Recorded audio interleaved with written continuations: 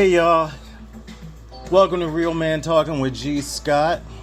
I'm G. Scott, how you doing? Yeah, this one, this right here, this subject, I have to admit, this one's kind of a last minute thought. And what I mean last minute thought, because, I'm sitting here at work all the time, right? Yeah, because, it's something I shouldn't even think about, but let me describe myself. I'm 5'7". I used to be 370, 75, somewhere between 70 and 80, 370, 380 pounds. I used to be. Now I'm down to 312. Well, maybe 313 now. So technically my BMI has been over 50. I think it got it high at 53. And the doctor lists me as morbidly obese. So my health is pretty decent, even though by their terms I'm unhealthy, which is I have lymphedema in both my legs, so I have to wear leg wraps, or I put on compression socks, medical compression socks, and it does the trick. I gotta admit, it controls the swelling, because technically there's no way to fight it, to cure it or anything. High blood pressure, I take 3 different pills for high blood pressure. Matter of fact, after I'm done with this, I'm going to be taking my medication. Then there's the pre-diabetic. The doctor's saying, you pre-diabetic. I was like, what are you talking about? I'm a vegetarian. I go to the gym and work out. Nope. But going to the gym back in my Las Vegas days got me down from 370, over 370, to where I am now. So along with Wegovy, drinking protein shakes, making smoothies, I might make a smoothie too when I take my medication. Yeah. So I got that, right?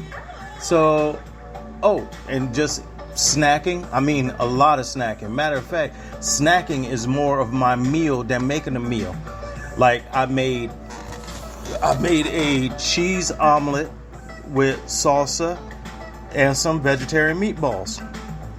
Okay, that was it. Let that digest for a bit, like 3 hours, and then I went to bed. I'm at work for 8 hours because I picked up the shift.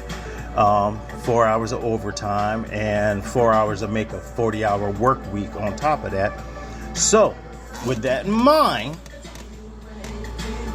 I'm walking around, so over 5,000 steps in 8 hours. And I'm snacking.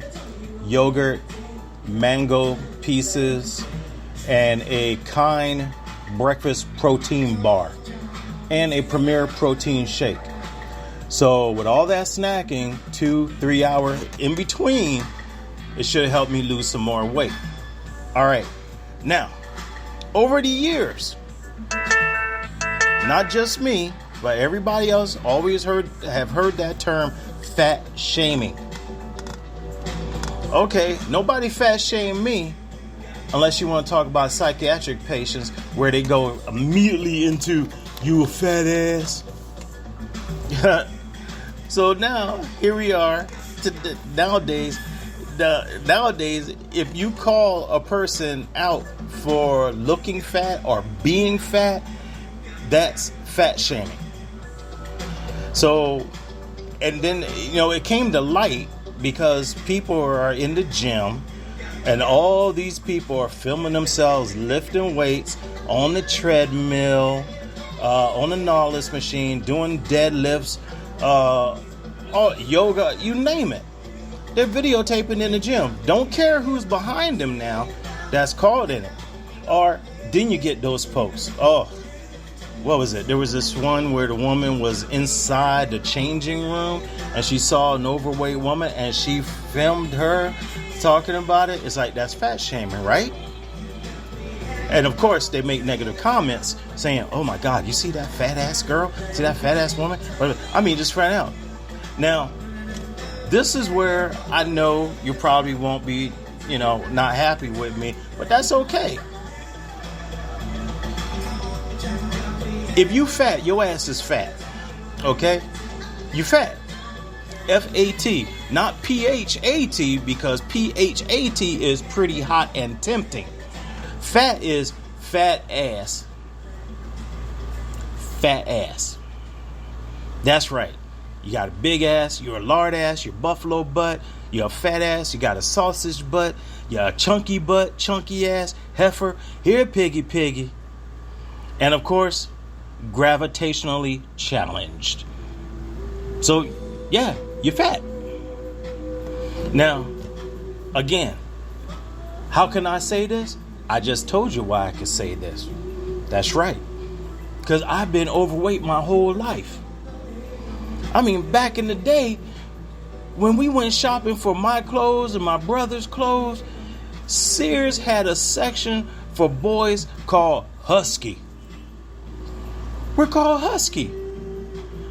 There's no such thing as big and tall. You were big. And they call it Husky for boys. And as soon as you got size of a man, yeah, you just wore men's clothes. That was it. Ain't no big and tall. Big and tall didn't come into the picture until like the 80s. Blew up in the 90s. Now, there's big and tall stores like DXL. Kohl's have a big and tall section. Who's the other? Marshall? No, Burlington Coat Factory. They have a big and tall section. That's just how it is. You got bigger clothes. There's a lot of people who just big, so you got a big section, right? Ain't nothing to say. Ain't nothing to say about it. So that's why I'm saying, I know I'm fat. I'm gravitationally challenged. I'm morbidly obese. But one thing for certain is I look good. I know that I'm fat. And I'm doing something about it. There's other people who are bigger than me. They're not doing a damn thing. They're not doing anything about it. They just living with it, and then they get mad when somebody call them a fat ass. They get mad when they have to go on a plane and buy 2 seats. It's like, but then lose weight, motherfucker. I mean, somehow, some way, get off your ass every day and lose that weight. I mean, hell, just to help myself lose weight, I got rid of meat. I'm an ovo-lacto vegetarian. I had the ability to go to a gym 3 times a week. Made myself go to lose that weight. Other people, they got TV shows about it now. What was it? My 600-pound life? So now what? I mean, come on, man. We're celebrating fat ass people? That's just stupid. For all the people that are watching that damn show, they need to go ahead and donate 5, 10, whatever amount of dollars. I'll start with 5. Because if there's 1 million viewers, that's enough money from those 1 million viewers with $5 to put that fat ass motherfucker in a hospital, get their stomach chopped up, they family and friends around them, so that they can lose weight with gastric bypass surgery. Oh no, they ain't getting no sleeve. Instead of an intestinal sleeve, they need an intestinal jacket. Gastric bypass? No, they need a gastric highway. Because everything needs to come in. Ooh, I'm full, and slip right the fuck out. I mean, because some of these people, man, they just need to stop. They just need to stop. They need to stop eating. I mean, hell, they drinking water that's got about 15% fat in it. I mean, seriously. They drinking water that has 50% additional sugar added. I mean, what the hell? But yeah. I mean, sure. They can do all this kind of stuff and sit back and cry to get mad at folks for fat shaming them, you know what? It's not fat shaming. It's fact. Fact. F-A-C-T. Shaming. That's it.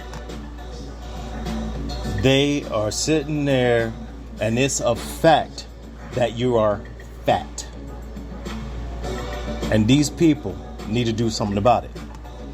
So, I mean, I just thinking about that. It's like, I'm doing something about it.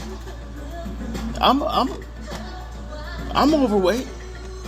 And I'm going to continue to do something about it.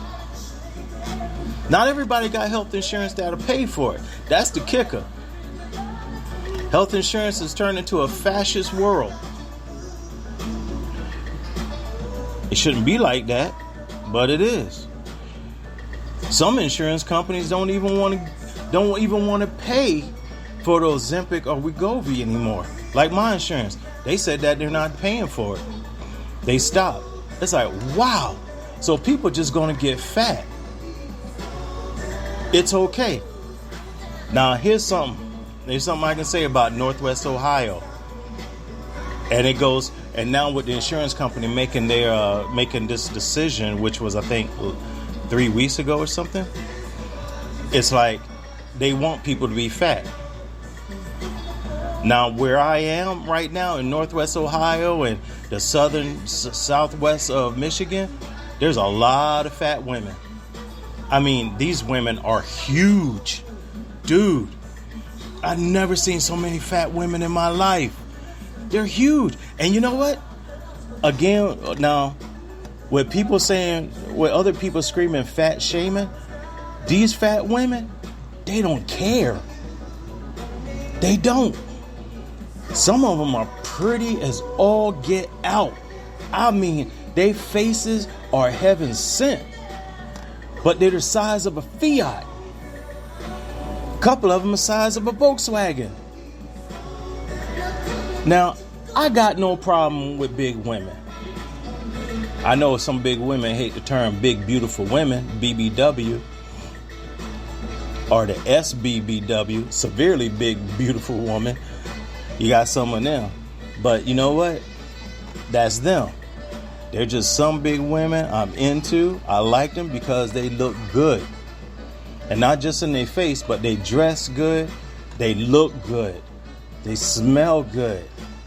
Their attitudes are better than the women who are slim, like Sofia Vergara body type. Some big women are nicer than them. Their attitudes are better. That's okay. And I do like that. Oh my God, I like that so much. But if there's a big woman whose attitude is the exact same way and they carry themselves the same way, hey, what is there not to like?